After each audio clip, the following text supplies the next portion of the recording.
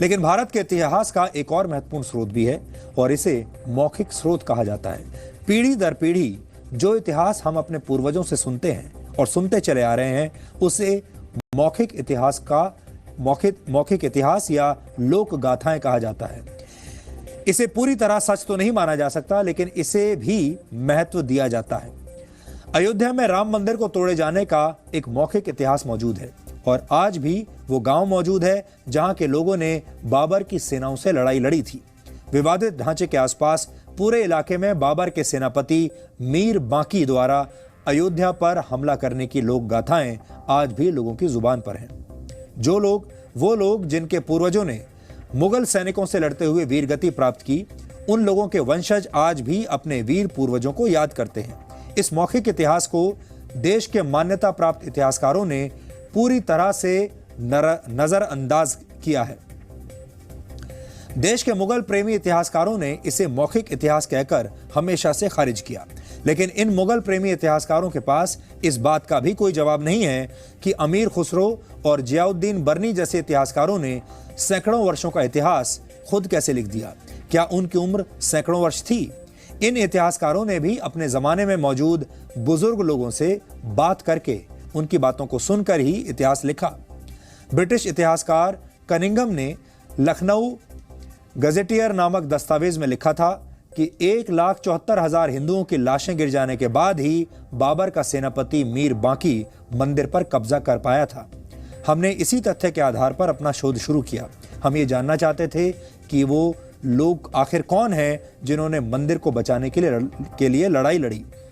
जी news की team ने अयोध्या के विवादित स्थल के आसपास मौजूद सैकड़ों गांवों का दौरा करके अयोध्या के इतिहास को समझने की कोशिश की, जानने की कोशिश की कि मौखिक इतिहास क्या कहता है। इस दौरान हमें अयोध्या में बाबर की सेनाओं और स्थानीय लोगों के बीच हुए संघर्ष का पूरा इतिहास जानने को मिला। आज हम पूरे देश को इस इतिहास से परिचित करवाना चाहते हैं। वर्ष 1528 से 1530 तक बाबर के जीवन काल में ही मंदिर को वापस पाने के लिए अयोध्या के स्थानीय लोगों और राजाओं ने 4 बार बाबर की सेना से युद्ध किया। अयोध्या में विवादित भूमि से करीब 14 किलोमीटर दूर एक गांव मौजूद है जिसका नाम है सालिक पंडित पुरवा गांव। आज से 491 वर्ष पहले इसी गांव के निवासी पंडित देवी दीन पांडे ने मंदिर को बचाने के लिए अवध के क्षेत्र में आने वाली एक रियासत भीटी के राजा मेहताब सिंह से मदद मांगी थी। भीटी रियासत के राजा मेहताब सिंह, देवी दीन पांडे और इस इलाके के क्षत्रियों ने मिलकर मीर बांकी की सेना के साथ करीब 2 हफ्ते तक युद्ध किया। इस लड़ाई में देवी दीन पांडे ने 700 से ज्यादा मुगल सैनिकों का संहार किया था। युद्ध के दौरान सिर फट जाने के बाद भी सिर पर पट्टी बांधकर देवी दीन पांडे मुगल सैनिकों से लड़ते रहे। उनकी वीरगति के बाद मीर बांकी ने मंदिर पर कब्जा कर लिया था। हमें लगता है कि अयोध्या में राम मंदिर मामले से जुड़े इन तथ्यों पर इतिहासकारों को और शोध करना चाहिए। बहुत कम लोगों को इस बात की जानकारी है कि अयोध्या में राम मंदिर को दोबारा प्राप्त करने के लिए सिखों के गुरु गोविंद सिंह जी ने भी लड़ाई लड़ी थी। आज भी अयोध्या में एक गुरुद्वारा मौजूद है जहां पर इसके प्रमाण मिलते हैं। आज आप सबको ये देखना चाहिए कि अयोध्या के स्थानीय लोगों ने कैसे बाबर की सेना से उस जमाने में जंग लड़ी थी।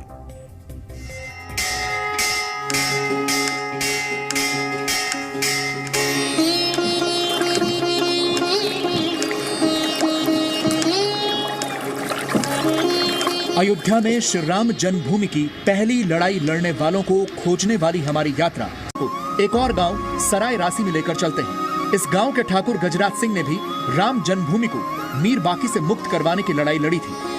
हम उनकी 7वीं पीढ़ी हैं। ये क्यों करना पड़ा? राम मंदिर को जो है बचाने के लिए, सुरक्षा के लिए। क्योंकि राम मंदिर जो है, हम लोग सूर्यवंशी ठाकुर हैं। सूर्यवंशी से भगवान श्री राम भी थे। हम लोग उनके वो हमारे पूर्वज हैं। यहाँ हमें पता चला कि ठाकुर गजराज सिंह ने यह कसम खाई थी कि जब तक वो राम जन्मभूमि को आजाद नहीं करवाएंगे तब तक ना तो वो जूता पहनेंगे और ना ही छाते का इस्तेमाल करेंगे। आज भी ठाकुर गजराज सिंह के वंशज इन दोनों चीजों का इस्तेमाल नहीं करते हैं। गजराज बाबा यही कसम खाए थे, तब तक हम जूता नहीं पहनेंगे, हमारे खानदान छत्ता नहीं लगाएंगे, सब कुछ वही कसम खाए। पगड़ी तक कतनों धूप हो, हम लोग वैसे खुलेआम रहते हैं, हर चीज करते अच्छा, हैं। ये ऐसा क्यों लिया था फैसला? मंदिर निर्माण के लिए कसम, भगवान के लिए कसम खाए थे। यानी पिछले करीब 500 वर्षों से इन गांवों के लोग अयोध्या में राम मंदिर बनने की प्रतीक्षा कर रहे हैं, लेकिन राम मंदिर पर दशकों से होती राजनीति से परेशान हैं। आज तक कोई व्यक्ति इस गांव में कदम ही नहीं रखा। आप पहले व्यक्ति हैं विशाल पांडे जी जो आपने खोजबीन शुरू की और ये जानने का प्रयास किया कि किसके वंशज थे भगवान राम, क्या कितने लोग शहीद हुए हैं, कितने लोग बचे हैं। यहाँ के लोकल सांसद ने भी और यहाँ के राज्यसभा के सांसद विनय कटियार जी ने कभी जानने का प्रयास नहीं। चुनाव जब 4.5 वर्ष बीत जाता है तो एक मुद्दा राम मंदिर का उठ जाता है। कभी भी आज तक किसी व्यक्ति ने सूर्यवंशियों से, यहाँ के ब्राह्मणों से जानकारी नहीं प्राप्त की कि आप लोगों के परिवार के लोगों ने 90,000 की काफ़ी संख्या होती, जबकि लोग शहीद हुए थे, तो किसी ने कोई पूछने का कोई प्रयास नहीं किया। पंडित देवी दीन ने जिस भाले से मीर बाकी की सेना से लड़ाई लड़ी थी, वो भाला आज भी अयोध्या के हनुमानगढ़ी मंदिर में स्थापित है। कहा यह जाता है कि राम जन्मभूमि पर मुगल आक्रमण के खिलाफ उठने वाला ये पहला हथियार है। ये भाला मीर बाकी की सेना से लड़ने वाले पंडित देवी दीन का है। इसके द्वारा परास्त करने का काम पंडित देवी दीन के उनके शिष्यों के द्वारा और भी जो उनके साथ में थे सारे लोगों ने संग्राम किया, उसको परास्त किया। तो वही शस्त्र आपके सामने में ये मौजूद है। अयोध्या के ग्रामीण लगातार राम मंदिर बचाने की कोशिश करते रहे। यही नहीं, मुगल शासन काल में ही सिखों के 10वें गुरु गोबिंद सिंह भी राम मंदिर बचाने अयोध्या आए थे। अयोध्या के ब्रह्मा